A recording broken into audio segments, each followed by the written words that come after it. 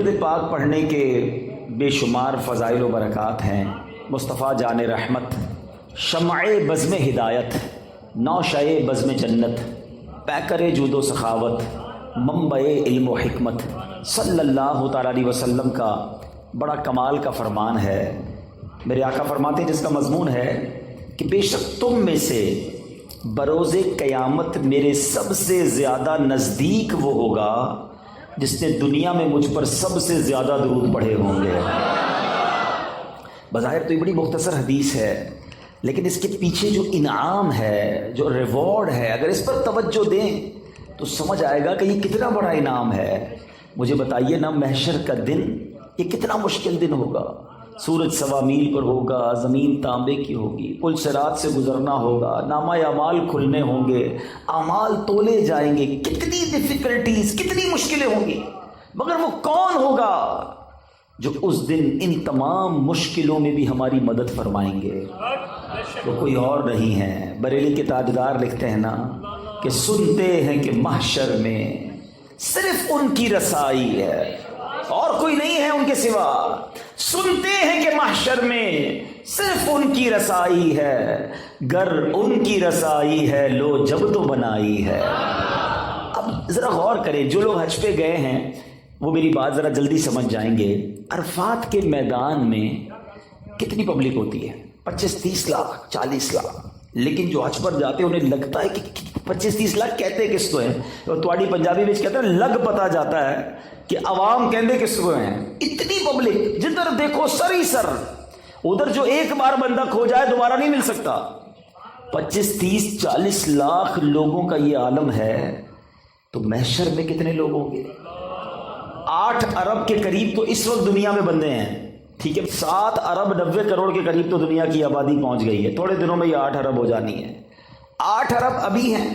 حضرت آدم علیہ السلام سے لے کر صبح قیامت تک جتنے لوگ اس دنیا میں آئیں گے سب اس میدان میں موجود ہوں گے۔ رش کتنا ہوگا، ہجوم کتنا ہوگا۔ اچھا، اس میں جتنے مسلمان ہیں سب چاہتے ہیں کہ نبی پاک کے قریب ہو جائیں۔ ابھی اس ہال میں 1000-1500 شاید لوگ ہوں گے، کافی لوگ چاہ رہے ہیں آگے آنا، سب شاید مجھ سے مل بھی نہ پائیں۔ ایک بندے سے 1000 آدمی ملنے کی کوشش کرے تو مشکل ہو جاتی ہے۔ اربوں خربوں لوگ اگر نبی پاک کے قریب ہونا چاہیں تو کیسے ہو سکے گے؟ اس کا مطلب قریب وہی ہو سکے گا جس کو آقا بلائیں گے۔ اب کس کو بلایا ہے سوچ لو۔ آقا فرماتے تم میں سے میرے قریب وہ ہوگا جس نے دنیا میں زیادہ درود پڑھے ہوں گے۔ اب درود پڑھنا تو قیامت کے دن نبی پاک کے قرب کا ذریعہ ہو گیا۔ اتنے رش کے اندر میں کیسے قریب پہنچوں گا؟ اللہ اکبر۔ اور جب قریب پہنچ گئے نا تو پتہ پھر مسئلہ کیا ہونا ہے، آسانی کیسے ہو جائے گی۔ بہت پیاس لگے گی، سنا ہے محشر کے دن، مگر اعلیٰ حضرت کہتے ہیں ٹھنڈا ٹھنڈا میٹھا میٹھا پیتے ہم ہیں پلاتے یہ، اپنی بنی ہم آپ بگاڑیں، کون بنائے بناتے یہ ہیں۔ ارے جب باپ بھی نہیں پوچھے گا، وہ باپ جو آج بچوں کے لیے ڈبل ڈیوٹی کرتا ہے، مگر قیامت کے دن ایسے نفسا نفسی کا عالم ہوگا کہ نہ باپ پوچھے گا نہ ماں کام آئے گی۔ سنو میرے آقا اس دن کیا کریں گے، ماں جب اکلوتے کو چھوڑے آ آ کہہ کے بلاتے یہ ہیں۔ باپ جہاں بیٹے سے بھاگے لطف یعنی کرم وہاں فرماتے یہ ہیں۔ اللہ اکبر۔ اس سے سیکھنے کو یہ مل رہا ہے کہ اگر محشر کے دن کی سختیوں سے بچنا ہے، ڈیفیکلٹیز سے بچنا ہے، تو آقا کے قریب جانا ہے، اور آقا کے قریب جانا ہے تو درود پاک کثرت سے پڑھنا ہے۔ تو آج سارے اسلامی بھائی نیت کریں۔ اتنا سارا ٹائم ہم موبائل فون کے ساتھ گزارتے ہیں، گھنٹوں گزر جاتے ہیں سوشل میڈیا پر فالتو میں، لیکن درود نہیں پڑھتے، ذکر نہیں کرتے، تلاوت نہیں کرتے۔ یہ زندگی بیکار نہ گزاریے، پلیز اپنی زندگی کو قیمتی سمجھیے۔ ایک ایک سانس یہ اللہ کی نعمت ہے۔ جتنا ہو سکے عبادت میں، ذکر و درود میں، نیکی کے کاموں میں صرف کریں۔ آئیے مل کر محبت کے ساتھ بآواز بلند درود پاک پڑھ لیں۔ صلو علی الحبیب صلی اللہ تعالی علی محمد صلی اللہ علیہ وسلم۔ آج میں مختصراً ایک ایسا واقعہ آپ کو میں نے سنانا ہے کہ جو قرآنی واقعہ ہے، اللہ کے نبی کا واقعہ ہے۔ اس واقعے کو سنانے کے میرے 2 مقصد ہیں۔ ایک تو قرآن کا واقعہ سنیں گے، اس واقعے میں جو میسج ہے وہ ہم لینے کی کوشش کریں گے۔ اور دوسرا مقصد یہ ہے کہ یہ واقعات تو ہمیں پتہ ہونے چاہیے تھے، اللہ کے کلام میں یہ واقعات موجود ہیں، مگر بہت بڑی تعداد ہے جو قرآن سے دور زندگی گزار رہی ہے۔ ہمیں شاید دنیا کی بہت ساری معلومات ہے، لیکن مسلمان ہونے کے باوجود قرآن کے بارے میں معلومات نہیں ہوتی، نہ قرآن پورا تجوید سے پڑھا ہوتا ہے، نہ ترجمہ پڑھا ہوتا ہے، نہ تفسیر پڑھی ہوتی ہے۔ مجھے ایک بات بتائیں، پہلے صبح اٹھتے تھے نا لوگ، اللہ رسول کا نام لیتے تھے، اچھا پہلے پھر اس کے بعد اخبار پڑھتے تھے، اب اٹھتے ہی فون اٹھاتے ہیں، پہلا کام، اور یہ دیکھتے ہیں کس کس کا میسج آیا ہے۔ جب تک ہمارے واٹس ایپ میسیجز، ہمارے جو بھی ہمیں پیغامات آئے، ہم سنتے نہیں، ہمیں چین نہیں آتا کہ کوئی اہم بات رہ نہ جائے۔ مجھے ایک بات بتاؤ، تمہارے دوست کا، تمہارے کاروباری ساتھی کا پیغام مس نہ ہو جائے، اس بات کا خیال ہے؟ اتنی عمر ہو گئی، اللہ کا پیغام قرآن تمہارے پاس آیا ہوا ہے، وہ پڑھ لیا، جان لیا رب نے کیا فرمایا ہے، اللہ نے ہمارے لیے کیا پیغام دیا ہے؟ کبھی سوچا آپ نے؟ قرآن تو ویسے ہی اللہ کا پیغام ہے، مگر خاص طور پر 89 آیتیں وہ ہیں جس میں اللہ نے براہ راست ڈائریکٹلی مجھ سے اور آپ سے بات کی ہے، اور کیا فرمایا؟ یا ایھا الذین آمنو، اے ایمان والو، اے ایمان والو۔ ہم ایمان والے ہیں نا، ہم سے بات ہوئی ہے، کیا ہم نے وہ 90 کے قریب آیتیں پڑھ لی؟ اللہ نے کیا فرمایا، مجھ سے کیا بات کی ہے؟ میری فیملی کا، میرے دوستوں کا، میرے بزنس کولیگز کا پیغام ڈسٹرب نہ ہو، اس کا خیال ہے۔ اللہ نے قرآن میں ہمیں پیغام دیا ہوا ہے، ہمارے پاس ٹائم ہی نہیں ہے۔ مرنے کے بعد کیا ہم یہ جواب دے سکیں گے کہ یا اللہ ٹائم نہیں تھا اس لیے قرآن نہیں پڑھ سکا؟ خدا را قرآن سے دور نہ رہیں، پڑھیں قرآن کو، اتنا کچھ موجود ہے۔ اور حدیث پاک کا مضمون ہے وہ دل ویران ہے جس میں کچھ قرآن نہیں ہے۔ سوچو کہ ہمارے دل میں کتنا قرآن ہے، ہم کتنا قرآن پڑھتے ہیں۔ اب میں قرآن کا واقعہ سناتا ہوں۔ ایک مقصد یہ ہے کہ قرآن سے محبت بڑھے، قرآن پڑھنے کا ذہن بنے۔ قرآن سے دور رہ کر زندگی اچھی نہیں ہے۔ یہ قرآن، وہ دیکھیں نا، ہمارے موبائل میں بہت سارے سافٹ ویئرز ہوتے ہیں اور روز کئی بار کھولتے ہیں، مگر جس دن میں اور آپ قبر میں جائیں گے نا، ہمارے سارے سافٹ ویئر آف لائن ہو جائیں گے۔ بلکہ کچھ دوست کہیں گے یار کئی دن ہو گئے آن لائن نہیں ہوا، اور بعد میں پتہ چلے گا یہ بندہ تو خود ہی آف لائن ہو گیا ہے، خود ہی دنیا سے چلا گیا ہے۔ اس کا مطلب یہ ہوا کہ قبر میں جا کر سارے سافٹ ویئر آف لائن ہو جائیں گے، مگر جس نے قرآن کو تھاما ہوگا یہ قبر میں بھی آن لائن رہے گا، یہ قبر میں بھی تمہارے ساتھ جائے گا، قبر کا نور بنے گا۔ تو کیوں نہ روز کچھ نہ کچھ قرآن پڑھا جائے۔ تو آئیے نیت کر لیں، پہلی نیت تو یہ کر لیں کہ ہم روز کچھ نہ کچھ قرآن پڑھیں گے انشاءاللہ، اس کو سمجھنے کی بھی کوشش کریں گے۔ ہے نا دعوت اسلامی آپ کے پاس، بچوں کے مدرسے الگ تو بڑوں کے مدرسے الگ، آن لائن مدرسہ الگ، آپ پڑھنے والے تو بنے، ہر جگہ آپ کو فیسلٹی دعوت اسلامی دے رہی ہے کہ کسی طرح قرآن پڑھ لیں اور اسے سیکھ لیں۔ اور اب آتے ہیں اس بڑے ہی عجیب و غریب واقعے کی طرف، اور یہ واقعہ ہے حضرت یونس علیہ السلام کا۔ شہر تھا نینوا جس کی ہدایت کے لیے آپ کو بھیجا گیا۔ آپ نے اپنی قوم کو اللہ کی طرف بلایا، وہ لوگ شرک کرتے تھے، وہ اللہ پر ایمان نہیں لاتے، بت پرستی کرتے تھے۔ آپ نے بہت ان کو سمجھایا، اللہ کی طرف بلایا، وہ قوم ہدایت نہیں پاتی تھی، ایمان لانے سے انکار کر دیا، الٹا آپ کے سامنے سرکشی کرتے تھے۔ تو آخرکار آپ نے کہا کہ اے لوگو، اب اگر تم ایمان نہیں لا رہے تو سنو، میں تمہیں عذاب کے بارے میں بتا رہا ہوں، اب تم پر عذاب آئے گا، اور میں کوئی بات جھوٹی نہیں کرتا۔ اب قوم کے لوگوں نے مشورہ کیا کہ یہ بات تو کبھی جھوٹی کرتے نہیں ہیں، اب ان پر نظر رکھو، اگر تو یہ راتوں رات ہمارے شہر سے چلے جائیں نا تو سمجھ لو عذاب آنے والا ہے، کیونکہ اگر یہ اللہ کے نبی ہیں تو جس شہر میں اللہ کے نبی ہوتے ہیں وہاں عذاب نہیں آتا۔ وہ قوم بت پرست بھی تھی مگر یہ بات بھی مانتی تھی۔ آپ پر فوکس کیا، آپ پر نظر رکھی، اور دیکھا کہ رات آپ شہر سے باہر تشریف لے گئے، صبح ہوئی تو عذاب کی بدلیاں، یعنی عجیب و غریب قسم کے بادل آنا شروع ہو گئے۔ قوم سمجھ گئی کہ اب عذاب آنے والا ہے، حضرت یونس کو ڈھونڈو۔ انہوں نے تلاش کیا، حضرت یونس پورے شہر میں نہیں ملے۔ اب قوم نے سمجھ لیا کہ عذاب آنے والا ہے۔ اب اس قوم نے کیا کیا کہ وہ ڈر گئے، کانپ گئے، اپنے بچوں کو لیا، عورتوں کو لیا، مویشیوں کو لیا، اور پھٹے پرانے کپڑے پہنے اور جنگل میں نکل گئے اور رو رو کر اللہ کی بارگاہ میں توبہ کرنے لگے. حضرت یونس علیہ السلام پر اقرار اور ایمان لانے کی نیتیں کرنے لگے. شوہر بیوی سے الگ ہو گیا, مائیں بچوں سے الگ ہو گئی, سب کے سب استغفار شروع کر دیا, گر گڑا کر رونے لگے. عذاب کے بادل آ چکے تھے مگر یہ روتے رہے, گر گڑاتے رہے. جو مظالم آپس میں انہوں نے کیے تھے, ایک دوسرے سے معافیا مانگنے لگے. کسی کی حق تلفی کی تھی, اس کا حق واپس لوٹا دیا. سچی توبہ کر کے کہتے ہیں یا اللہ ہم حضرت یونس کے رب پر ایمان لائے, وعدہ کرتے ہیں ہمیں معاف فرما دے. اللہ کریم کو ان لوگوں کی اس گریہ وزاری پر, مخلصانہ گریہ وزاری پر, بے قراری پر رحم آیا اور عذاب اٹھا لیا گیا. دھواں اور عذاب کی بدلیاں جو تھیں, وہ بادل عجیب و غریب وہ دفع کر دیے گئے. شہر میں لوگ آئے اور امن و چین کے ساتھ رہنے لگے.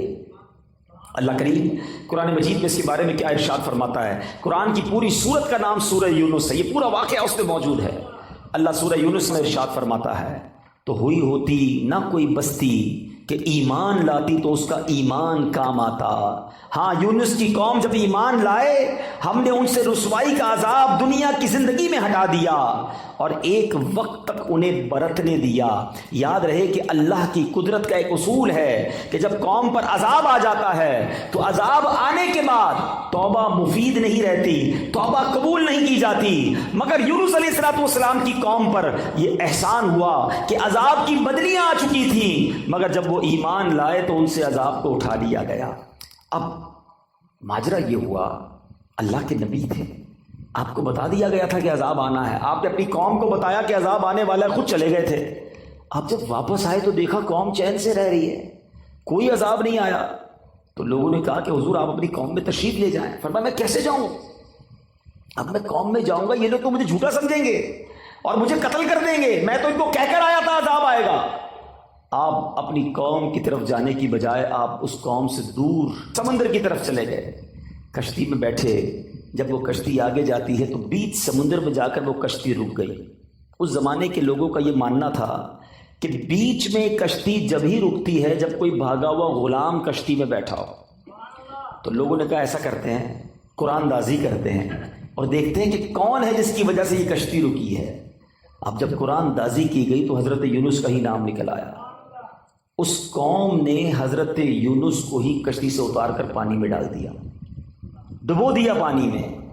ایک طرف قوم بچھڑ گئی, ایک اور آزمائش کہ اب آپ پانی میں ڈبو دیے گئے بیچ سمندر کے اندر. اور اللہ کا حکم دیکھیں, اللہ کی کرنی دیکھیں کہ ایک بڑی سی مچھلی آئی اور حضرت یونس کو نگل گئی.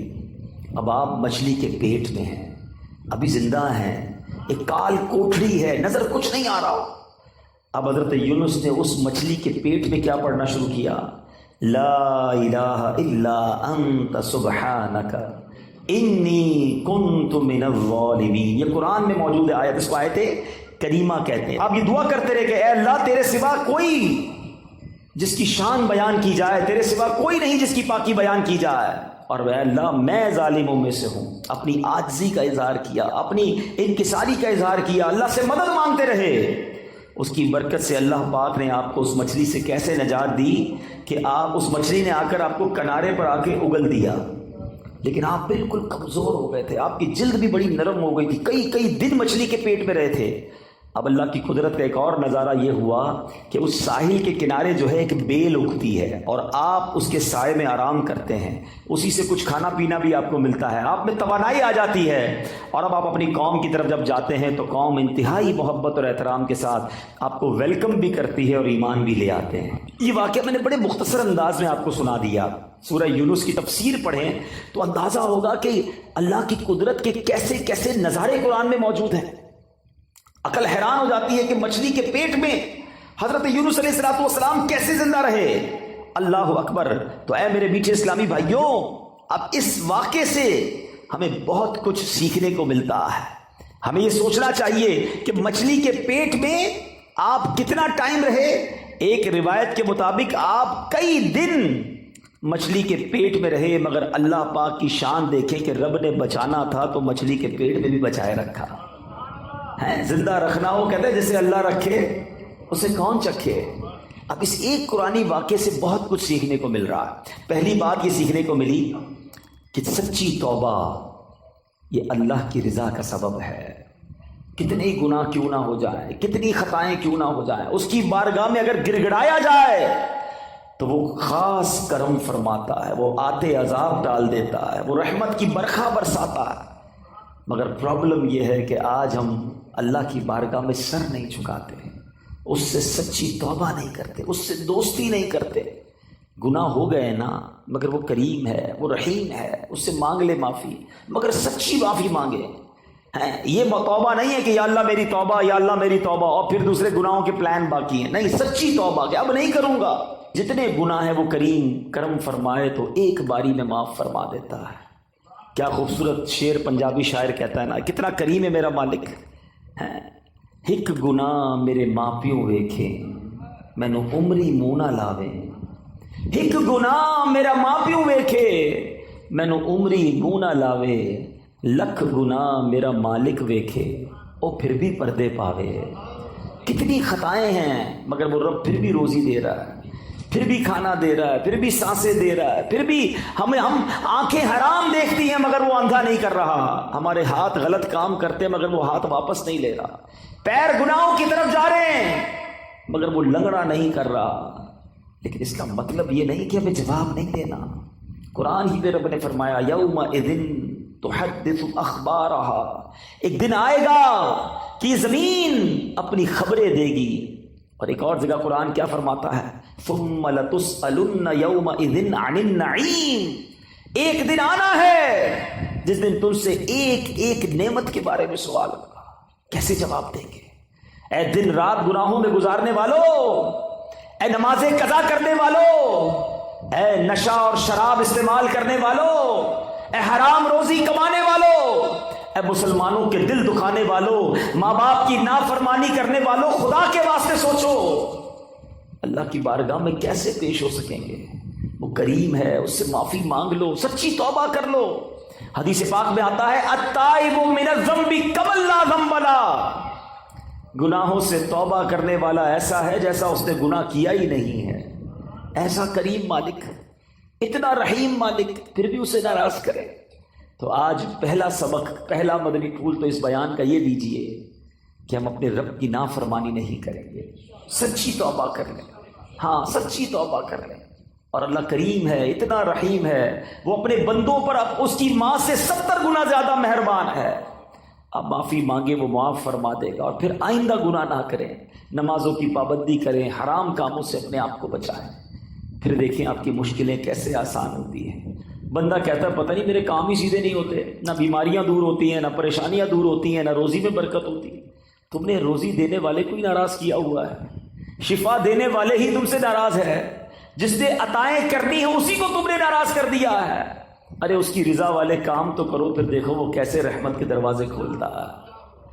اب آتے ہیں اس واقعے کے دوسرے پہلو کی طرف کہ اللہ والے آزمائے جاتے ہیں.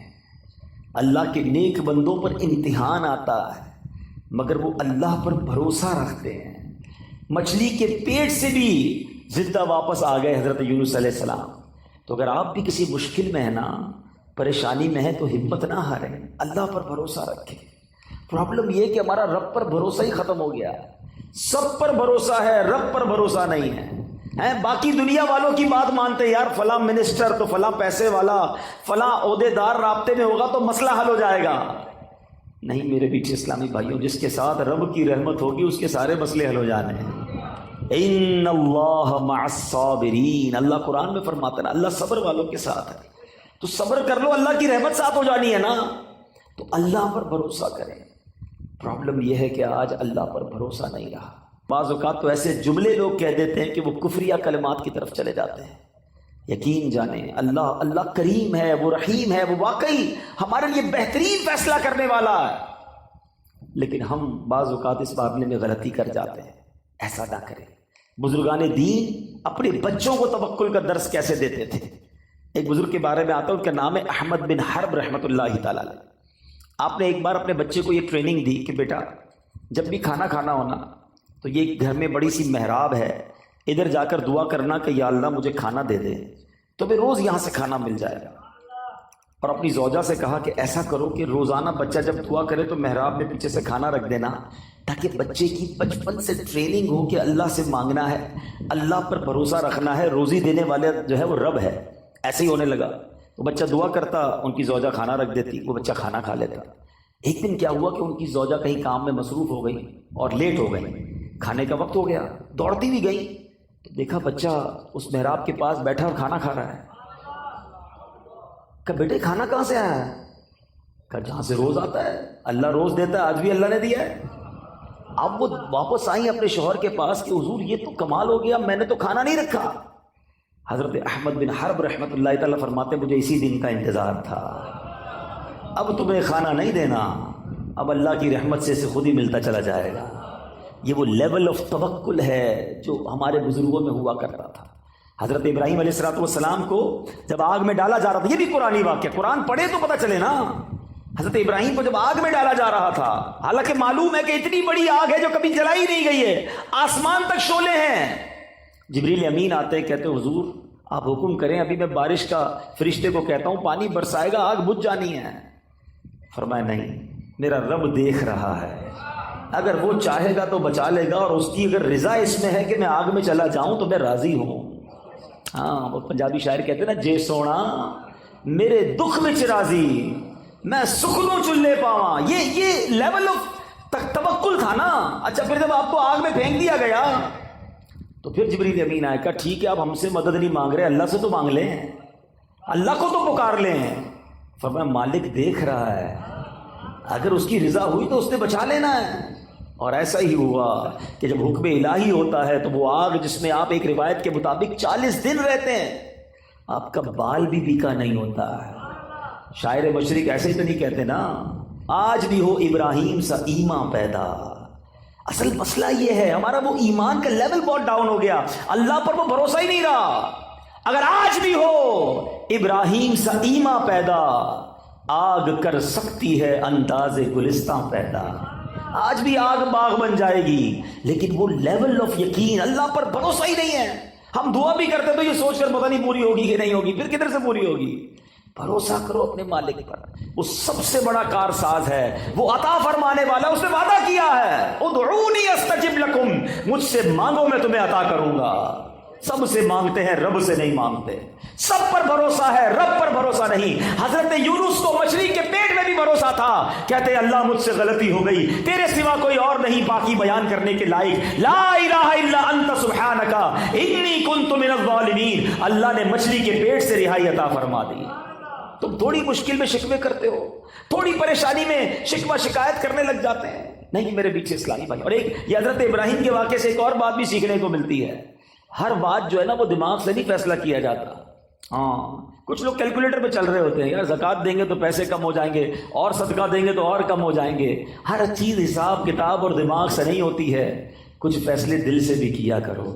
عقل والوں کے نصیبوں میں کہاں ذوق جنوں، ہاں عقل والوں کے نصیبوں میں کہاں ذوق جنوں، عشق والے ہیں جو ہر چیز لٹا دیتے ہیں۔ یہ جو چھلانگ لگائی گئی تھی نا آگ میں، قرآنی جو واقعہ حضرت ابراہیم نے، یہ فیصلہ کیسے ہوا؟ کیا خوبصورت بات شاعر لکھتے ہیں، فرماتے بے خطر کود پڑا آتش نمرود میں عشق، عشق نے چھلانگ لگائی تھی، دماغ اور عقل کا کام نہیں تھا ادھر۔ عقل تو کہتی تھی جل کے راکھ ہو جاؤ گے، مگر عشق کے فیصلے نرالے ہوتے ہیں۔ بے خطر کود پڑا آتش نمرود میں عشق، عقل تھی محو تماشائے لبے بام، ابھی عقل تو ادھر ہی سوچ رہی تھی، عشق نے اپنا کام کر دیا۔ اللہ کرے وہ ایسا عشق رب سے نصیب ہو جائے، ایسا توکل نصیب ہو جائے، جب راہ خدا میں خرچ کرنے کی باری آئے تو عقل کہتی نہیں خرچ کرو کم ہو جائیں گے، عشق کہتا ہے جس نے دیا ہے وہ اور عطا فرمائے گا۔ اس کے نبی کا وعدہ ہے، خدا کی قسم کھا کر میرے آقا فرماتے ہیں اللہ کی راہ میں خرچ کرنے سے مال کم نہیں ہوتا، میرے آقا نے فرمایا یقیناً کم نہیں ہوتا ہے۔ یہ وہ لیول ہے اللہ اور اس کے رسول سے محبت کا جو ہمیں سیکھ رہا ہے، اور یہ قرآن سکھا رہا ہے۔ اللہ پر بھروسہ کیجئے، آپ جتنی بھی بڑی مشکل میں ہیں۔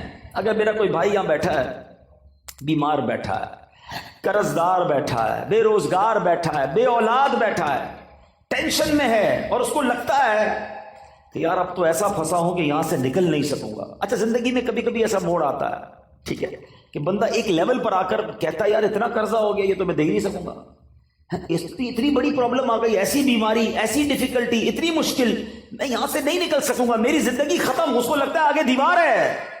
اور یہ وہ لیول ہوتا ہے کہ جس کے پاس یہاں جا کر توکل نہیں ہوتا نا تو دو پرابلم ہو جاتے ہیں، یا تو بندہ ڈپریشن کا شکار ہوتا ہے یا پھر خودکشی کرتا ہے۔ ایسی خودکشی نہیں کرتے لوگ، ان کو لگتا ہے ختم، اب کچھ نہیں ہو سکتا۔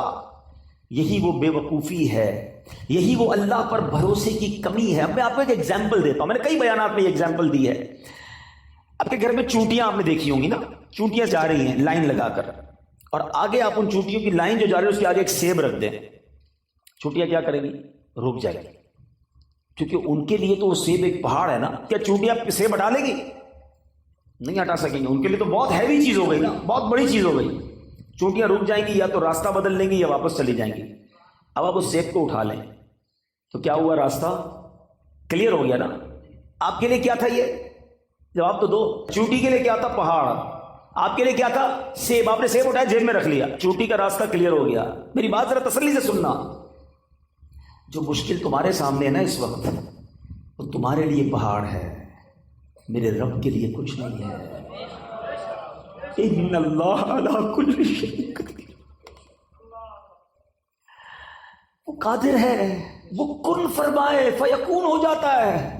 ارے میری عقل تھوڑی، میرا دل چھوٹا، میرے حوصلے تھوڑے، مجھے لگ رہا ہے پھنس گیا، مجھے لگتا ہے مر گیا، مجھے لگتا ہے نہیں نکل سکوں گا۔ ارے مانگو نا اس سے مدد جو قادر ہے، جو خالق ہے، جو مالک ہے۔ وہ تو حکم فرمائے تو چیزیں بہتر ہو جاتی ہیں۔ ہم نے دیکھا ہے ڈاکٹر کہتے ہیں کینسر کے اس سٹیج پر ہے کہ یہ نہیں بچ سکے گا، 15 دن رہ گئے، اور جب اللہ نے صحت دیتی ہے تو ڈاکٹر حیران ہوتے کون سی رپورٹ تھی پہلے والی، یہ تو بندہ بالکل کلیئر ہو گیا۔ اللہ اپنی قدرت کے نظارے اب بھی دکھاتا ہے۔ بھروسہ چاہیے، یقین چاہیے۔ ہمارا پرابلم یہی ہے، ہم رب سے بھروسہ توڑ بیٹھے ہیں۔ مانگو نا اس سے۔ ایک اور آج کنفیوژن دور کر دیتا ہوں، ایک اور مشکل آج دور کر دیتا ہوں۔ مسئلہ یہ ہوتا ہے، لوگ کہتے ہیں یار ہم نے تو مسجد میں بھی دعا کی، کعبے کے سامنے بھی جا کے دعا کی، مزار پہ جا کے بھی دعا کی، روزے رکھ کے افطار کے وقت بھی دعا کی، تہجد پڑھ کے بھی دعا کی، ساڈا مسئلہ ہی حل نہیں ہوتا ہے۔ تم کہتے ہو اللہ سے مانگو، ہمارا تو مسئلہ ہی حل نہیں ہو رہا، ہمارا تو اولاد ہی نہیں مل رہی ہے، پیسے ہی نہیں بڑھ رہے، نوکری نہیں مل رہی، گھر کرائے کا اپنا گھر ہی نہیں ہو رہا، کیسے اللہ پر بھروسہ کروں؟ یہ وہ پرابلم ہے کہ جہاں جا کر بندہ رب سے دور ہونا شروع ہو جاتا ہے، جہاں اس کا رب سے بھروسہ ٹوٹنا شروع ہو جاتا ہے۔ سمجھو میری بات تسلی سے، آج کے اس بیان میں اپنے رب سے دوستی کر کے جانا، اپنے مالک سے محبت کر کے جانا۔ وہ خالق ہے میرا، وہ مالک ہے، وہ مجھے میری ماں سے زیادہ چاہنے والا ہے۔ سنو، جب دل میں یہ خیال آئے نا کہ اللہ میری سن نہیں رہا، اللہ کی طرف سے میرا کام نہیں ہو رہا، اس وسوسے کو جھٹک دینا۔ اب میں ایک اور ایگزامپل کے ذریعے آپ کو سمجھاتا ہوں۔ آپ کا چھوٹا بیٹا ہو، آپ کا چھوٹا بھائی ہو، اور وہ آپ کے سامنے بخار میں آئے، گلا اس کا خراب ہو، اور وہ رونے لگے کہ بابا جان مجھے آئس کریم کھانی ہے، ٹھنڈا شربت پینا ہے۔ بتاؤ آپ کھلاؤ گے اسے آئس کریم؟ شربت پلاؤ گے؟ وہ رو رہا ہے آپ کے سامنے، گر گڑا رہا ہے۔ اب آپ کا ایک دوست ساتھ بیٹھا ہے، کہتا ہے کیسے باپ ہو یار، بچہ رو رہا ہے، کھلا دو آئس کریم، کیوں نہیں پلا رہے شربت؟ آپ جواب کیا دو گے؟ میں والد ہوں، مجھے پتا ہے اس کو کب کیا دینا ہے، اس کو رونے دو، اگر میں نے ابھی اس کو آئس کریم کھلائی تو یہ اور بیمار ہو جائے گا۔ ٹھیک ہے؟ اب میری بات تسلی سے سنو، دل پر ہاتھ رکھ کے سنو۔ تم باپ ہو، تمہیں پتا ہے بیٹے کو کب کیا دینا ہے، میرے مالک کو نہیں پتا مجھے کب کیا دینا ہے، وہ نہیں دے رہا، یہی بہتر ہے میرے لیے، مانو اس کے فیصلوں کو۔ میں مانگ رہا ہوں اولاد دے دے، وہ نہیں دے رہا، کیا پتا ایسا بیٹا پیدا ہونا تھا جو مار کے مجھے ہی گھر سے نکال دیتا۔ آج اپنے رب پر بھروسہ لے کر جاؤ۔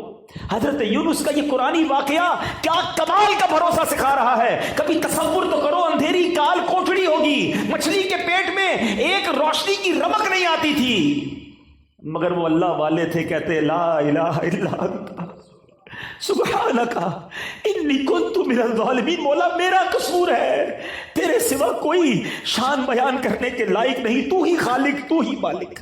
ادھر تھوڑی سی آزمائش ہو، بندہ اللہ کی بارگاہ میں شکوے کرتا ہے، یا اللہ تو نے ایسا کیا، اللہ نے پیچھے کر دیا۔ کیسے جواب دو گے رب کو؟ اس نے جتنا دیا ہے کبھی سوچا ہے؟ ہیں؟ اس کی نعمتیں معلوم ہیں؟ کبھی دیکھا ہے لنگڑے کو بغیر پیر کے کیسے جیتا ہے؟ کبھی دیکھا ہے اندھے کو بغیر دیکھے کیسے جیتا ہے؟ کتنی بار شکر ادا کیا آنکھ کا، کتنی بار شکر ادا کیا پیر کا اور ہاتھوں کا اور زبان کا ہے؟ کبھی دیکھا ہے ڈائلیسس کے مریض کو جس کے گردے فیل ہو جائے، پانی نہیں پی سکتا، ڈاکٹر کہتے پورے دن میں 1 گلاس پانی پینا، اس سے زیادہ نہیں، تمہارے لیے مشکل ہو جائے گی، ترستا ہے پانی پینے کو، ہر تیسرے دن جا کے ڈائلیسس کراتا ہے۔ ہمارے گردے سلامت ہے، جتنا پینا ہے پیتے، جب پاس کرنا ہوتا ہے پاس کر دیتے، استنجا سے فارغ ہو جاتے۔ یہ نعمتیں یاد نہیں؟ ابھی پچھلے دنوں کرونا وائرس جب پیک پر تھا، اللہ ہم سب کو محفوظ رکھے، سانس کتنی بڑی نعمت ہے، یہ کرونا نے سمجھا دیا لوگوں کو کہ جب آکسیجن نہیں آتا ہے نا، انسان کہتا ہے ساری دولت لے لو میری، مجھے یہ سانس مل جائے، یہ سانس نہ رکے۔ اس کے پھیپھڑے پمپ کرتے ہیں مگر اسے سانس نہیں مل رہی ہوتی ہے۔ اس وقت کتنی دیر سے بیٹھے ہو اس ہال میں، کتنی سانسیں لینی، لے بھی لی اور نکال بھی لی، پتہ بھی نہیں چلا۔ کبھی سوچا یہ اللہ کی کتنی بڑی نعمت ہے؟ شکر ادا نہیں کرتے، اللہ سے شکوہ کرتے ہو؟ نہیں میرے بیٹے اسلامی بھائی، اس کی بارگاہ میں ہمیشہ سر جھکائے رکھنا، اور اس کی شان تو دیکھو، وہ فرماتا ہے لَإِن شَكَرْتُمْ لَأَزِيدَنَّكُمْ، تم میرا شکر ادا کرو میں تمہیں اور عطا کروں۔ کچھ بھی تو نہیں کرنا، اے اللہ تیری مہربانی، تو نے مجھے کروڑوں سے اچھا بنایا، شکر کرو نا۔ کیوں کہتے ہو میں پیچھے رہ گیا؟ ارے میں کروڑوں سے اب بھی آگے ہوں۔ اصل مسئلہ یہ کہ ہم نے اپنی سوچ کا دھارا چینج کر دیا ہے۔ اگر آپ کو پرسکون زندگی گزار رہی ہے، میں آج آپ کو فارمولہ دیتا ہوں، اگر پرسکون زندگی گزار رہی ہے نا، تو نیکیوں میں اپنے سے آگے والے کو دیکھو، نعمتوں میں اپنے سے پیچھے والے کو دیکھو۔ ہمارا معاملہ ہی الٹا ہے، ہم نیکیوں میں پیچھے والے کو دیکھتے ہیں، ہم کہتے ہیں یار میں 5 وقت نماز پڑھتا ہوں، وہ تو پڑھتا ہی نہیں ہے، میں چلو رمضان میں روزے رکھتا ہوں، تھوڑے بہت چھوٹ جاتے ہیں، اس کے تو ایک بھی نہیں ہے۔ غلط آدمی کو دیکھ کر اپنے آپ کو سیٹسفائی کر رہے ہیں۔ اگر تم 5 وقت نماز پڑھتے ہو تو تہجد گزار کو دیکھو نا، کہ یار وہ تہجد پڑھتا ہے میں نہیں پڑھتا، وہ قرآن پڑھتا ہے میں نہیں پڑھتا، وہ تو ماشاءاللہ کاروبار کے ساتھ ساتھ دین کا کام بھی کر رہا ہے، میں نہیں کر رہا، میں کب کروں گا؟ اسے دیکھو نا جو تم سے نیکیوں میں آگے بڑھ گیا۔ مدنی قافلے میں جانے والے کو دیکھ کر کیوں خیال نہیں آتا کہ یہ راہ خدا میں 12 ماہ اور 30 دن کا سفر کر رہا ہے، میں سفر نہیں کر رہا؟ تمہیں یورپ جانے والا دیکھ کر پھر سونا شروع ہو جاتی ہے، کیوں؟ نیکیوں میں اپنے آگے والوں کو دیکھے اور نعمتوں میں اپنے سے نیچے والے کو دیکھو۔ اگر تم غریب ہو، کرائے کے گھر میں رہتے ہو، تو سوچو بہت سارے لوگ جھونپڑیوں میں رہتے ہیں، روڈوں پہ سوتے ہیں، جیلوں میں پڑے ہوئے ہیں۔ اللہ نے مجھے الحمدللہ اپنا گھر تو دیا، چھت تو دی ہے، کبھی پسند کا کھانا نہیں ملتا تو کہتے ہو پیچھے رہ گیا۔ کئی لوگ ایسے ہیں جو 2 دن تک کھانا نہیں کھا سکتے، مانگ کر کھاتے ہیں۔ اللہ نے ایسا تو نہیں بنایا نا، کروڑوں سے اچھے ہیں ہم اس وقت بھی، کروڑوں سے اچھے۔ اپنی اوقات پتہ کرنی ہو نا تو پیر محل میں بھی کوئی ہاسپٹل ہوگا، کوئی بڑا ہاسپٹل ہو نا، اس کے ایمرجنسی وارڈ میں چلے جایا کرو اور وہاں دیکھا کرو لوگ کیسی کیسی بیماریوں میں آ رہے ہیں، پھر تمہیں احساس ہوگا کہ صحت کتنی بڑی چیز ہے۔ ہر حال میں اللہ کا شکر ادا کریں۔ یہ قرآنی وعدہ یاد کر لو، میں دوبارہ کہتا ہوں قرآن پڑھیں، خدا کی قسم وہ خزانہ ہے قرآن، پڑھیں تو سیکھنے کو ملے گا نا۔ قرآن کہتا ہے لَإِن شَكَرْتُمْ لَأَزِيدَنَّكُمْ، تم میرا شکر ادا کرو میں تمہیں اور عطا کروں گا۔ آج سے شکر سیکھ کر جاؤ، اللہ سے محبت سیکھ کر جاؤ، رب پر بھروسہ سیکھ کر جاؤ۔ جب کوئی کام ہو جائے نا تب بھی اللہ کا شکر ادا کیا کرو، اور جب کام نہ ہونا پھر بھی اللہ کا شکر ادا کیا کرو۔ یا اللہ تیری مہربانی، نہیں ہوا یہی میرے لیے بہتر تھا۔ آپ پرسکون ہو جائیں گے جب آپ کو یہ یقین ہو جائے گا نا کہ جو نہیں ہوا وہ بھی رب کی طرف سے اور میرے لیے بہتر ہے، تو انشاءاللہ پھر ٹینشن والی زندگی نہیں رہے گی۔ اللہ کرے کہ دل میں اتر جائے میری بات۔ یہ پیغام، یہی محبتیں، اللہ اور اس کے رسول کی محبتیں دعوت اسلامی کے مدنی ماحول میں سکھائی جاتی ہیں۔ خدارہ اس ماحول میں آ جائیے، یہ بڑا کمال کا ماحول ہے۔ یقین کریں اس دنیا میں بہت ساری برائیاں ہیں ہر طرف، اس ماحول میں آ کر بیٹھتے ہیں تو اللہ سے محبت بڑھنے لگ جاتی ہے، اللہ کی اطاعت کرنے کا جذبہ بڑھنا شروع ہو جاتا ہے، نبی پاک کا عشق دل میں بڑھتا ہے۔ تو اس مدنی ماحول سے وابستہ رہیں، اجتماعات میں آئیں، مدنی قافلوں میں سفر کریں، مدنی چینل دیکھیں، دعوت اسلامی کا ساتھ دیں۔ اتنا